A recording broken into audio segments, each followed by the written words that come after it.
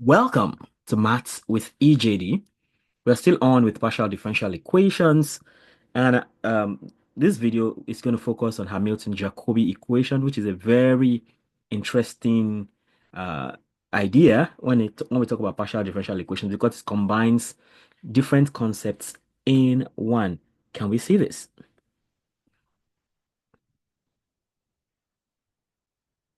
Okay, so the Hamilton-Jacobi equation, HJE for short, is a powerful tool that connects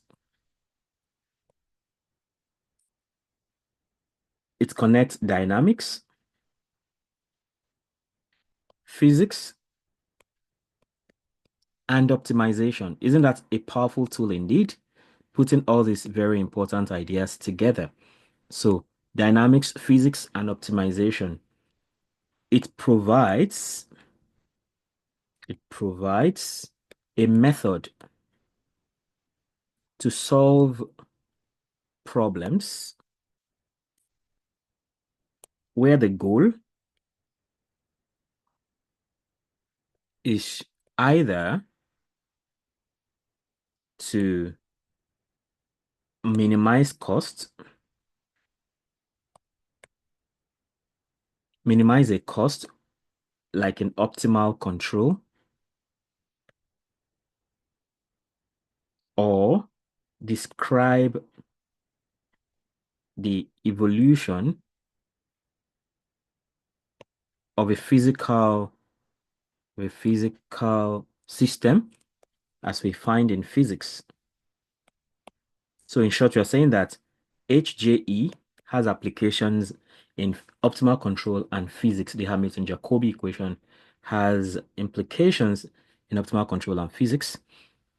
So the Hamilton-Jacobi equation has the general form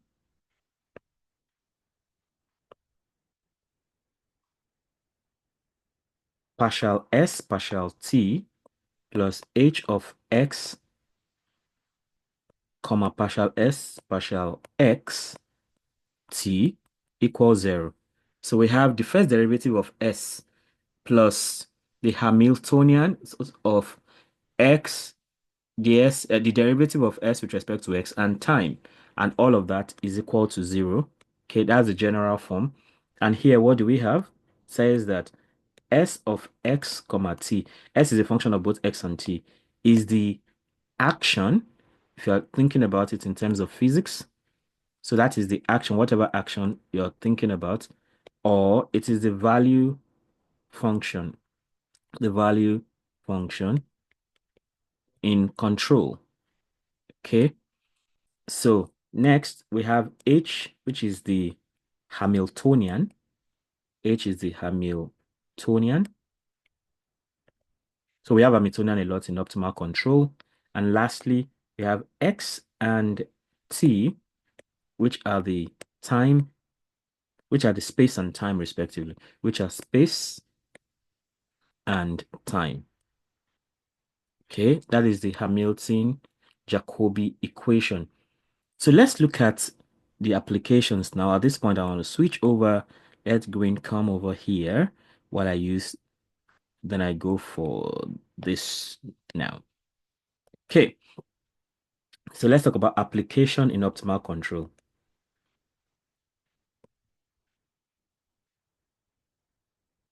Application in optimal control. Okay, in optimal control, S of x comma t represents the minimum cost to go, from state x,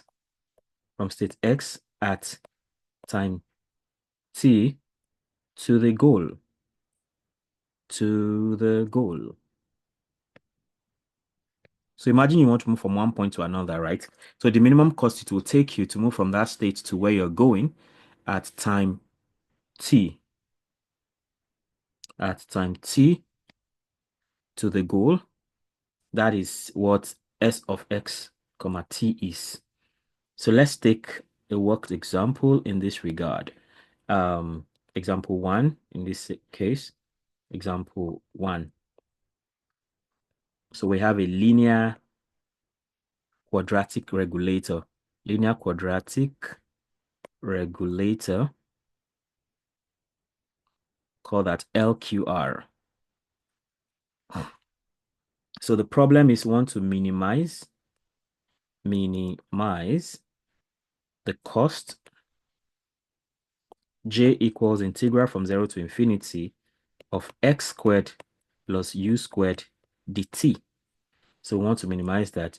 And then we have x dot, that's dx dt, is equal to u in this case. So that combines the two expressions together. So we have these two together as what we want to minimize. Okay. So we can see this as x dot equals u as some kind of constraint, right? That will define the path of the problem. So the solution,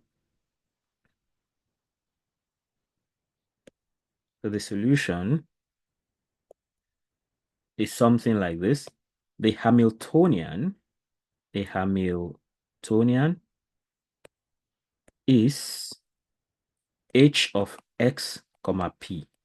And that means we have taken the minimum u for x squared plus u squared plus pu. Okay. We have the basic x squared plus u squared plus pu. Okay. So we are introducing a new term p now for the Hamiltonian. So you can consider that as some kind of Lagrangian multiplier or something like that.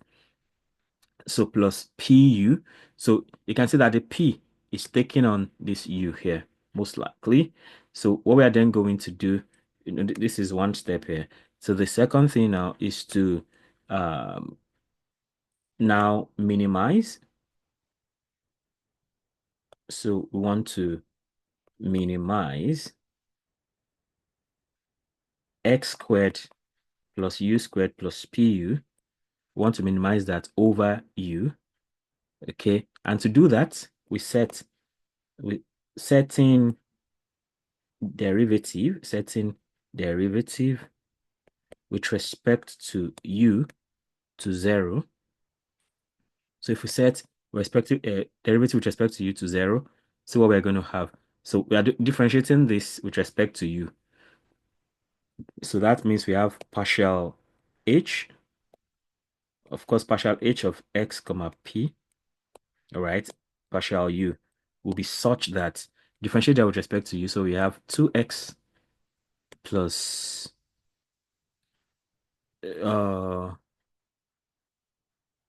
okay, we are minimizing that over u. So we have partial h.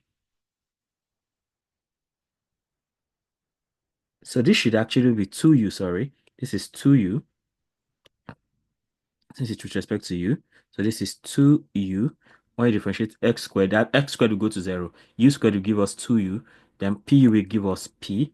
And that is equal to 0 because that's what we want to minimize. So that means we have 2p equals, 2u equals minus p, meaning that u is equal to minus p over 2. So that is what we have there for u. And what we now do then is to substitute back into the Hamiltonian. So we have h of x comma p now to be x squared plus u squared plus pu. So that means we have x squared. We have an expression for u now. So we have x squared plus u squared. U squared will now be minus p over 2 squared plus pu. So this is x squared plus p squared over 4, all right, plus p squared over 4, then plus, okay, I should do this also. This is into minus p, u is again minus p over 2. So we have x squared plus p squared over 4, then minus p squared over 2. So that is equal to x squared minus p squared all over 4, okay? Because this whole thing together will be that. So it's like 1/4 minus half, that's minus 1/4. So we have h of x comma p to be this now. H squared, I mean x squared, x squared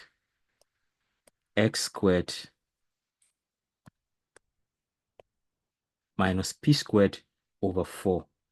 Okay, we have that. Then that means that the Hamilton-Jacobi equation becomes from the original place, right? So then that becomes, based on what we have, it becomes partial s partial t plus, you remember, um, because h of that is what we have there. So we now have x squared minus 1 over 4. So this 1 over 4 now. So with the p squared, so p now can be partial s partial x squared equals 0. That was the p that was brought in to the situation. So we have partial s partial t plus x squared minus 1 over 4 partial s partial x squared equals 0. We have this, and we can guess a solution. So guess that s is s of x comma t is equal to k of t x squared. So if we guess that to be our final value of s, so we can then compute. So we compute the following: partial s partial x, that will surely be 2k of t x, that's from here now. Then it means that partial s partial x all squared will simply be 4k squared of t x squared. We have that. And we also have the partial s partial t. So since this is our s now, we are differentiating that with respect to t. So that will be k dot t x squared. So this will just be k dot of t x squared. K dot of t simply means we have the k of t dt x squared. That's what that simply means. That's what k dot is about. So we have that. Then substituting. So if you now substituting into the Hamilton-Jacobi equation, we have k dot of t x squared plus x squared minus k squared of t x squared equals 0. Of course, all of this we have done now is to bring back everything into this place. So we have dx dt, we have our x squared, we have so all this going to k squared of t x squared. So the 4 cancels out, as you know. So we are bringing back everything here. So dx all squared is actually 4k squared. So this 4 cancels it out. So that's why we have k squared of t x squared equals 0 here. So in this case now, we have x common everywhere, and it's not our variable, by the way. So we can divide through by x, so that we have, okay, let me say divide through by x squared, and that gives us k dot of t plus 1 minus k squared of t equals 0. So this expression now is the Riccati equation. This Riccati equation solves to k equals 1 in steady state. So if we solve that, we get K equals 1 in steady state. It's a first order ordinary differential equation. So we can then say, thus, the optimal feedback control is U, small u now, is U equals minus partial S partial X dot 1 over 2 equals minus X. So that's like our optimal feedback control. What is partial S partial X again? I think we have that up there. That's 2k of tx. 2k of tx. That was okay. Okay, I mean not too fast, right? So previously, right, this whole thing is 2k of tx. So we have minus 2k of t minus 2k of t x dot 1 over 2. So this cancels out. So we have u to be minus k of t x. But we already know that k of t up there is 1. So this is 1, right? So better still, this is 1. So that means that u is simply minus x. Okay, that is our optimal feedback control. Optimal feedback control. Okay. Of course, we're going to see this in Python very soon. At this juncture, let's switch over as we have this there, and then I can go with black. Okay, we've not used blue in a long while, so let me go for blue now. Let us go for blue. Yeah. So now we can look at the application in physics,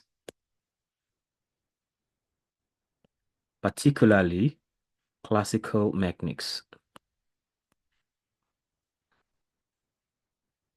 Okay, so in mechanics, S of x comma t is Hamilton's principal function. Before in optimal control, we said that S of x comma t is the minimum cost because you're minimizing. But in this case, x of x comma t is Hamilton's principal function. And the Hamilton-Jacobi equation reformulates Newton's laws into a partial differential equation. Okay, as we see an example now.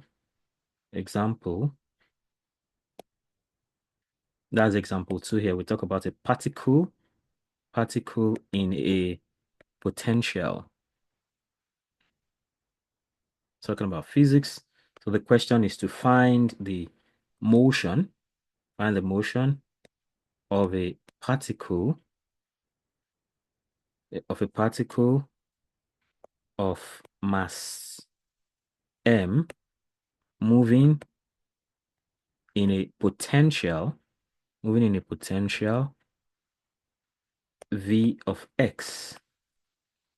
Okay, so the first thing we want to do here is to find the Hamiltonian. So we go for the Hamiltonian, and that is simply h of x comma p, which is equal to, so in this case, that will be p squared over 2m plus that v of x, right? That potential. Find the motion of a particle of mass m. So we have mass m moving in a potential v of x. So the mass is down here. So we have p squared over 2m plus v of x.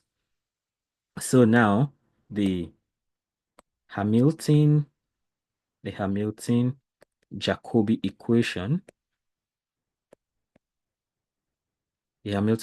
equation which is partial s partial t plus 1 over 2m partial s partial x squared plus v of x now is equal to 0.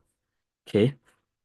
So, this is like from the general formulation, right? This is like ds dt that we already know. And then the other part is where that h of, I think, x, ds, dx, and then t. So that's that part, and all of that is equal to 0. So if you just like the one up for the optimal control, where is it? Yeah, this is it now. So this is like the first part of that. So this is the first part, and then you have this whole part, which is the h of x, partial s, partial x, and then t, that way. So still back to this now. We have all this, and if we assume, so there's always an assumption of a solution. If we assume that s of x comma t is equal to w of x minus et, talking about separation of variables. So that talks about separation of variables. That's what this actually implies. So in that case now, substituting, we then have, this is s of x comma t. So we need the s dt. So the s dt means that we are going to just get minus, we differentiate that with respect to t. So we are going to get minus e here. So we get minus e. That's putting it back here now. Okay. Plus 1 over 2m into the next thing is the s dx. If we differentiate this with respect to x, so we're going to get the w dx, because that's the only thing in x, all squared. Okay. So that's ds dx squared. Then we have the plus v of x, and that is equal to 0. So this simply implies, if we go on, this implies that we have, so we want to make the w dx the subject of formula. So that means, first of all, we can have 1 over 2m into dw dx all squared equals e goes, so we have e minus v of x. So when we transfer this to the other side, this, and then this also goes. So we have that. The next one we can multiply through by 2m. So we have dw, this is dw dx all squared equals 2m into e minus v of x. Okay. So we need dw dx. So dw dx is equal to square root of 2m into e minus v of x, like that. So we have this now.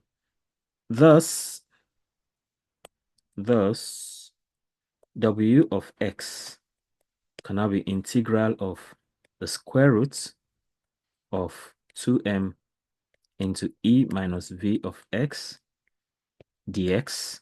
That's what our dw of x is. So once the w of x is found, the form now we can't explicitly find this except we know what v of x is. Once the w of x is found, trajectories can be obtained using the fact that p is partial s partial x equals dw dx equals dw dx, and the fact that x dot is equal to p over m.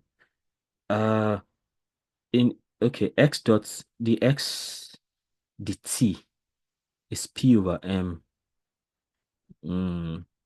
Okay, maybe that's how that goes for particles, right?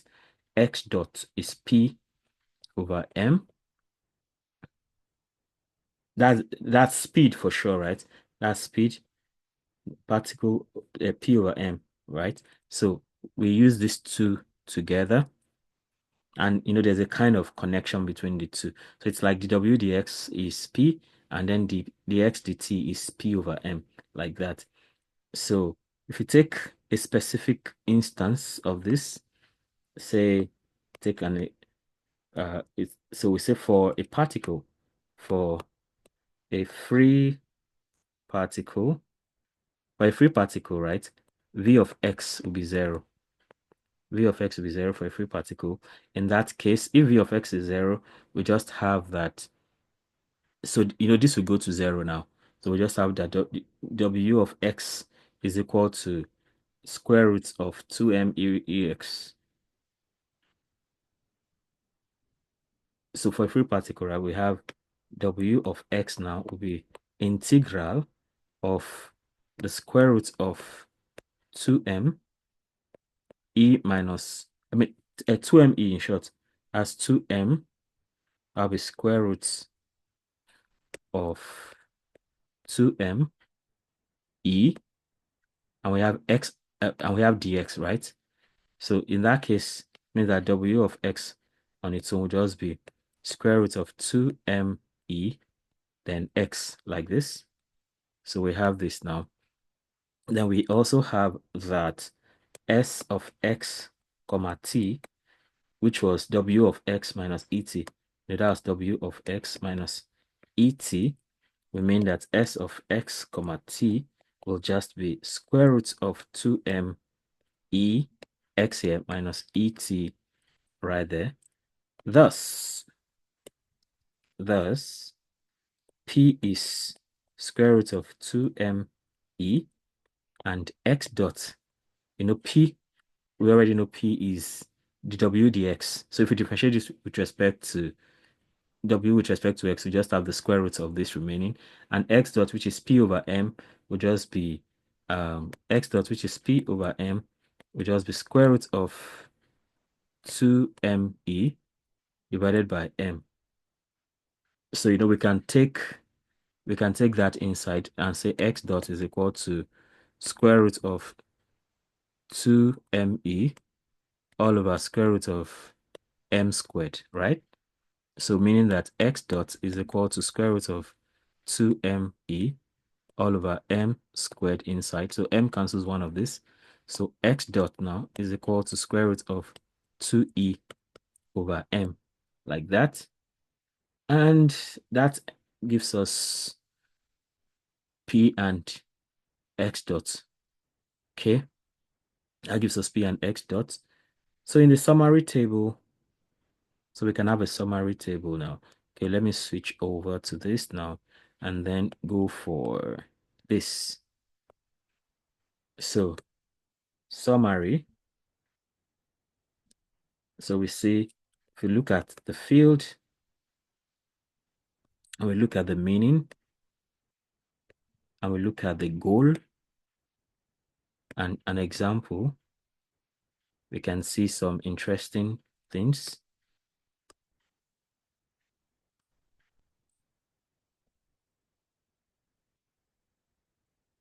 So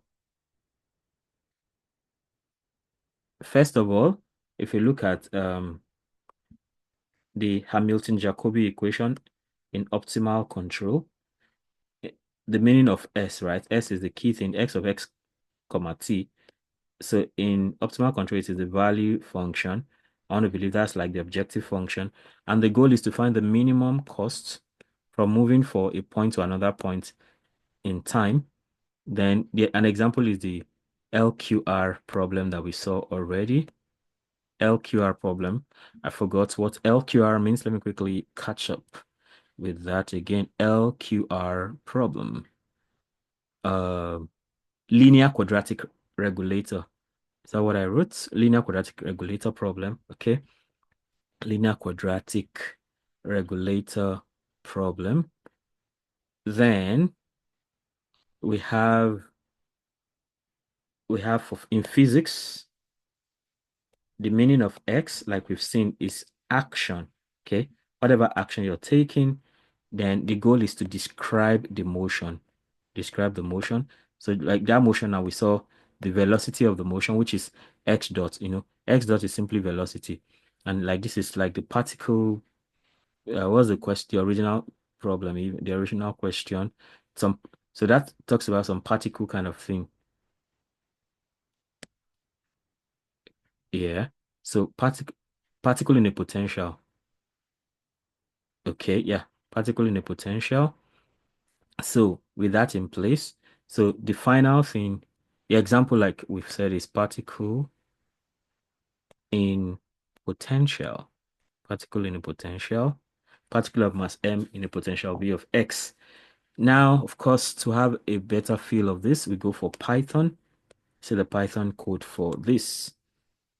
So starting with let's restart this. Yeah.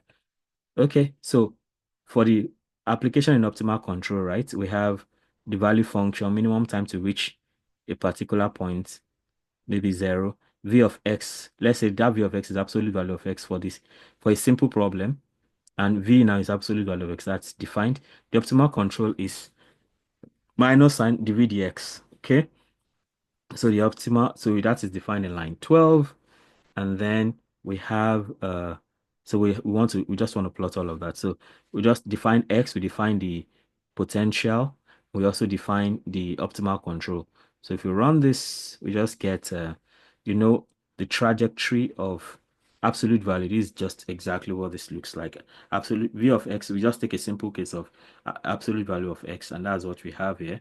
And the optimal control has this kind of profile. Okay. So, and then when we come to physics, this is what we have. Application in physics now. Here we define the mass as 1 kg or 1 gram, and E is the energy, that's 2.0. And then we have the space and time. Space is from -5 to 5, time is from 0 to 5, and we define all the mesh grid. So using plus solution. So we have S to be P of X minus ET. So let's assume, W of X is, let's take that to be P right also. So we have PX as W of X here. And then P itself is square root of 2ME, like that. So with that in place, we just run this and we find this kind of action function S of X for free particle. So if you see these areas as you have concentration of action here, positive action, and you have concentration of negative action on this other side, based on the color bar you have right here. Okay. So with that in place, that helps us to understand the Hamiltonian-Jacobi equation. So let's see. Yeah, okay, I think that's how far that goes. No practice questions in this case. So thanks for listening. Let me know how useful this video is for you in the comment section, and feel free to let me know also if there's a topic you'd like to teach or a problem you'd like me to solve. Then if you have not subscribed, please go ahead and subscribe. And if you have subscribed, be sure to hit the notification bell so you can always get alerted each time a new video is released. And be sure to like and share so that more people can have access to this great content. Till I come your way again, keep doing math right. Bye.